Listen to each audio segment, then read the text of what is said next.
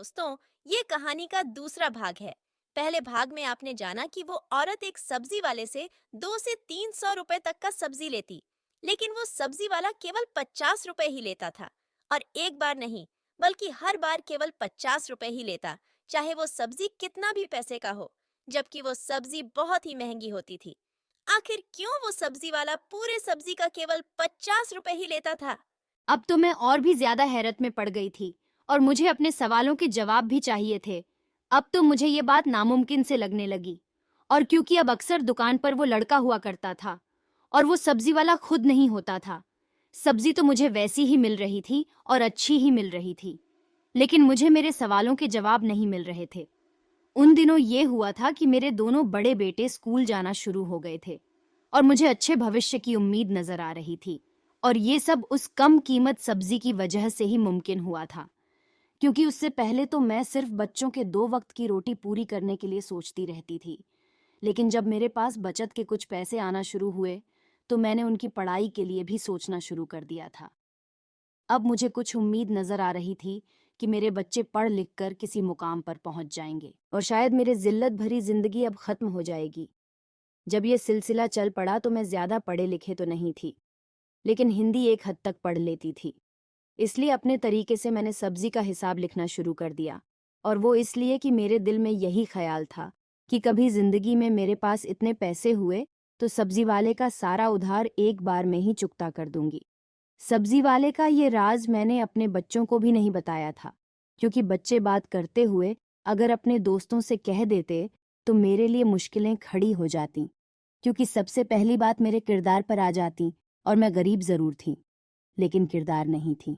लेकिन ये बात तो कोई ना समझता, और सब मुझसे सवाल करने लगते हैं कि वो इतने कम पैसों में तुम्हें सब्जी क्यों देता था। ये सब मामले को लगभग 7-8 महीने हो चुके थे और अभी तक मैं उस बंदे से सवाल नहीं कर सकी थी। और आखिरकार एक दिन मुझे मौका मिल ही गया। मैं शाम को देर से काम पर से आ रही थी, इसीलिए सब्जी लेने देर से गई। उस वक्त दुकान पर सब्जी वाला खुद मौजूद था। वो दूसरा लड़का आज नहीं था और कोई ग्राहक भी नहीं था।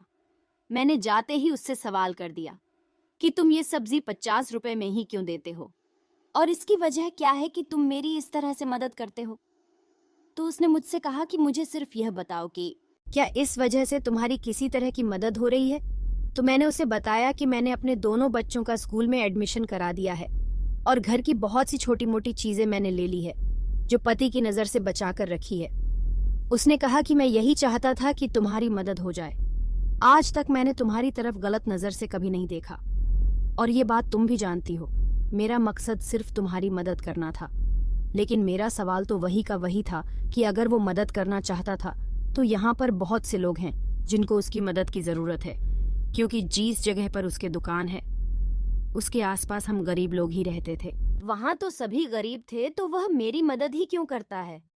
जब मैंने ये सवाल उससे किया तो वह घबरा गया और रोक कर कहने लगा कि आपके सवाल का जवाब तो मेरे पास है, लेकिन मैं देना नहीं चाहता। मैंने जब उसे जिद की कि वह मेरे सवाल का जवाब दें या मैं उससे सब्जी नहीं खरीदूंगी, तो वो और ज्यादा परेशान हो गया। उसने मुझसे वादा ले लिया कि वह मुझे मेरे हर सवाल का जवाब देगा, लेकिन सब्जी रोज मैं उसी की दुकान से लूंगी। मैंने उससे वादा कर लिया तो उसने कहा कि कल शाम के बाद में उसके घर पर आ जाऊं। मुझे मेरे हर सवाल का जवाब वो वहीं पर देगा, लेकिन मैं उसके घर जाना नहीं चाहती थी। उसने जल्दी जल्दी मुझे अपने घर का पता बताया और मैं उसके घर आने से इनकार करने ही वाली थी कि मुझे सारे सवालों का जवाब इधर ही दे दें। लेकिन उस वक्त दुकान पर एक और आदमी आ गया और मुझे खामोश होना पड़ा। मैंने उस समय तो वो सब्जियां उठाई और अपने घर वापस आ गई, लेकिन अब मेरी सारी रात इसी फिक्र में गुजरी कि आखिर उसने मुझे अपने घर बुलाया क्यों, और वो भी शाम के बाद। और अगर मैं नहीं गई तो शायद सारी उम्र जवाब ना ले सकूंगी, और अगर चली गई तो मेरे साथ वो न जाने क्या कर दे, क्योंकि मर्द का क्या भरोसा। मेरी जिंदगी में आने वाले तो सारे मर्द ऐसे ही मिले थे। सिर्फ ये सब्जी वाला मुझे कुछ ठीक लग रहा था, लेकिन इसने मुझे अकेले अपने घर, और वो भी शाम के अर्थात रात को, क्यों बुलाया। सारी रात सोचने के बाद मैंने फैसला किया कि मुझे एक बार तो जाना ही चाहिए, और ना ही मैं इतनी कमजोर हूं कि अगर मेरे साथ कुछ गलत करने की कोशिश करेगा तो मैं खुद को बचा नहीं सकूंगी। अब मुझे बेसब्री से शाम का इंतजार था। मैं जल्दी काम से वापस आ गई और छोटे बेटे को अपने दोनों बेटों के पास छोड़कर और उनको सख्ती से समझाकर कि घर से बाहर मत जाना, मैं थोड़ी देर में आ जाऊंगी, एक ज़रूरी काम से जा रही हूँ। मैंने अपने कुर्ते के अंदर एक छोटी सी छड़ी को छुपा लिया और उसके घर की तरफ चल दी। और छड़ी मैंने इसलिए रखी कि मुसीबत में काम आ सके, अगर ज़रूरत पड़े तो। जैसे जैसे मेरे कदम उसके घर की तरफ बढ़ रहे थे, वैसे वैसे मेरी धड़कनें बढ़ती जा रही थीं। उसके घर के दरवाजे पर पहुंचकर एक बार तो दिल ने कहा कि पलट जाऊं, जो जैसे चल रहा है वो वैसे ही चलने दूं, मुझे क्या ज़रूरत है। सवाल करने की मेरी तो ज़रूरतें पूरी हो रही हैं और मेरे बच्चों को खाना भी मिल रहा है और उनकी अच्छी पढ़ाई भी हो रही है और मेरे घर की ज़रूरतें भी पूरी हो रही हैं। मुझे इस राज को राज ही रहने देना चाहिए, लेकिन मेरे अंदर की आत्मा मुझे चैन नहीं लेने दे रही थी और बार बार मेरे अंदर यह बात आती थी, एक बार अंदर जाना चाहिए। उसके बाद मैंने दरवाज़ा खटखटाया। दरवाज़ा खटखटाने के बाद मेरा दिल और तेज़ धड़कने लगा और मुझे यहाँ आने का फैसला गलत लगने लगा। उससे पहले कि मैं यहाँ से पलट जाती, दरवाज़ा खुल गया और मुझे दरवाजे पर सब्जी वाले की सूरत नजर आई। मुझे दरवाजे पर खड़ा देखकर उसके चेहरे पर मुस्कुराहट नजर आने लगी और इस वक्त मेरी धड़कनें और तेज हो गईं। उसने मुझे अंदर आने के लिए कहा। अब जब यहाँ तक आ ही गई थी तो आगे भी मुझे हिम्मत करनी थी। मैंने डरते डरते घर के अंदर कदम रखा और बाजू के अंदर छुपी हुई छड़ी पर अपनी पकड़ बना ली। जब मैंने अंदर कदम बढ़ाए तो मेरी धड़कनें और भी तेज होने लगी। अंदर आते ही उसने तुरंत लाइट जला दी और रोशनी होते ही जिस चीज पर मेरी नजर पड़ी तो मैं एकदम से चौंक गई। मुझे यूं लगा कि जैसे मेरे सर पर कमरे की छत टूटकर गिर पड़ा हो। जब मेरे पति के हाथों मुझे मेरे बाबूजी ने बेचा था, उसके बाद से मेरा अपने माँ और बाबूजी से कोई संबंध नहीं था। मुझे नहीं पता था कि मेरी बहन या मेरी माँ और बाबूजी किस हाल में हैं, और मैंने तो ये समझ लिया था कि वह मेरे लिए मर चुके हैं। और कभी भूलकर भी उनके बारे में मैंने नहीं सोचा था। कभी कभी मुझे मेरी माँ का ख्याल आता था, लेकिन शादी के 3 साल बाद ही मेरी माँ को भी मेरे पिताजी किसी जगह जुए में हार गए थे और उसके बाद कुछ पता नहीं कि उन सबको मरा हुआ मानने के बाद मैंने तो कभी सोचा भी नहीं था कि उनसे भेंट होगा। स्टोर के बिस्तर पर मुझे जो देखने को मिले वो मेरे अपने बाबूजी लेटे हुए नजर आए और मुझे उन्हें देखकर और ज्यादा नफरत का एहसास हुआ कि हम लोग जिस हाल में भी है सिर्फ उसी आदमी की वजह से है। लेकिन उनकी हालत इतनी खराब थी कि उनसे तो नफरत भी नहीं कर पा रही थी। मेरे पीछे मौजूद सब्जी वाले ने मुझसे कहा कि आपने इनको पहचाना? मेरी तो जबान बंद हो चुकी थी। मैं उसे क्या जवाब देती। मेरी हालत देखकर उसने कहा कि ये आदमी आपके पिताजी है। सिर्फ आपके पिताजी नहीं बल्कि मेरे भी हैं। मैं आपका भाई हूँ। और ये सुनकर मुझे तो आश्चर्य हुआ और बहुत बड़ा झटका लगा। ऐसा कैसे हो सकता है? आखिर में ये आदमी मेरा भाई कैसे हो सकता है, क्योंकि हम तो सिर्फ 2 ही बहनें थे। मुझे तो लगा था कि आज इतनी बड़ी बिजली गिरने के बाद और इसके अलावा कोई और झटका मैं सह नहीं पाऊंगी। मैं आगे बढ़ी और बाबूजी की हालत देखी तो मेरी आंखों में आंसू आ गए। उनको फालिस का अटैक हुआ था और वो जुबान से बोल भी नहीं पा रहे थे, हाथ भी नहीं हिला सकते थे, सिर्फ मुझे देखकर रो रहे थे।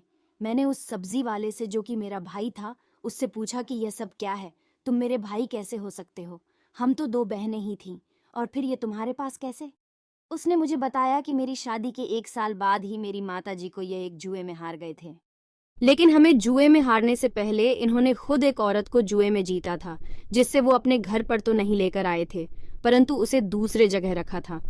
सब्जी वाला उसी औरत से मेरा भाई था। उसको जन्म देते हुए वो औरत मर गई, और भगवान का करिश्मा तो देखो, जिसकी वो बहन थी, और उसी के साथ जुए में हारने की वजह से मेरे माताजी का दोबारा विवाह हुआ। मेरी माँ ने ही उसकी परवरिश की है और उसे अच्छे बुरे की समझ दी है। जब वो कुछ समझदार हुआ तो उन्होंने उसको सारी बात बताई, ताकि ये भी अपने पिता की सूरत पर ना जाए। और 3 साल पहले ही हमारी माँ का देहांत हो चुका, और जब यह कुछ बड़ा हुआ तो उसने अपनी बड़ी बहन की जानकारी लेने की कोशिश की।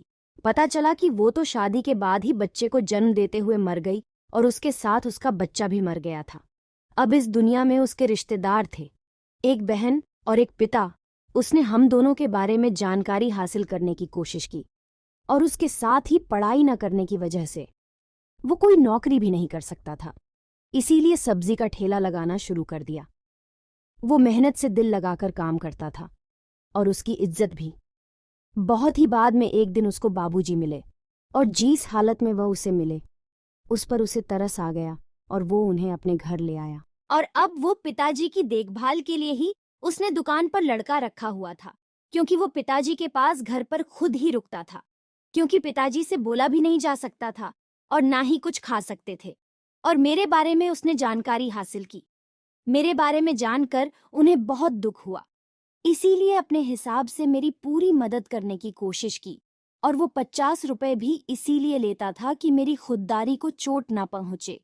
अगर वो मुझे फ्री में सब्जी देता तो शायद मैं अगले दिन उसकी दुकान पर नहीं जाती, क्योंकि शुरू में मैं ये सोचती थी कि वो गलती से उसे ज्यादा पैसे वापस कर रहा है। लेकिन जब उन पैसों से मेरे घर की जरूरत पूरी होना शुरू हुई तो मैं खुद ही उसकी दुकान की तरफ जाने लगी, और वो जानबूझकर मेरे किसी सवाल का जवाब नहीं देता था और ये गरीब भाई की अपनी गरीब बहन के लिए मदद की कोशिश की थी। ये सब सुनकर मेरी आंखों में आंसू छलक पड़े और मैंने भगवान का धन्यवाद किया कि भगवान ने मुझे अगर पति और पिता की सूरत में अच्छे इंसान नहीं दिए तो भाई की सूरत में एक अच्छा इंसान दे दिया। और दिल ही दिल में सोच रही थी कि मैं अपने तीनों बेटों को सही रास्ते पर चलाऊंगी, पढ़ाई के साथ साथ उनकी परवरिश भी अच्छी करूंगी। इससे पहले मैंने उनकी परवरिश पर कभी ज्यादा ध्यान नहीं दिया था और उसके साथ ही मैंने खुले दिल से अपने पिताजी को माफ कर दिया, क्योंकि उन्होंने जो हमारे साथ किया था उसकी सजा उन्हें जिंदगी में ही मिल चुकी थी और नर्क में भगवान उनसे हिसाब लेगा। और अपनी माँ की तरफ से भी मैंने उस आदमी को माफ कर दिया और अपने भाई से वादा किया कि मैं उसके घर आती जाती रहूंगी और इस पिताजी का ध्यान रखूंगी। जब मेरे पति के बारे में मेरे भाई ने बताया कि उसको बड़ी मुश्किल से कुछ लोगों के जरिए उसने शराब छोड़ने वाले विभाग में एडमिट करा दिया है और वो जल्द ही एक अच्छे इंसान की सूरत में आपके सामने आएगा, तो मुझे शब्द ही नहीं मिल रहे थे जिनके जरिए मैं अपने भाई का धन्यवाद कर सकूं, जो मेरी माँ का बेटा भी नहीं था, लेकिन सिर्फ माँ की परवरिश का हक अदा करने के लिए अपनी तरफ से मेरी पूरी मदद करने की कोशिश कर रहा था। सच कहते हैं कि परवरिश का असर बहुत होता है। उसकी रगों में खून तो मेरे बाबूजी का था, लेकिन परवरिश मेरी माँ की थी जो खून पर भारी पड़ गई। दोस्तों, उम्मीद करती हूँ आपको हमारी कहानी पसंद आई होगी।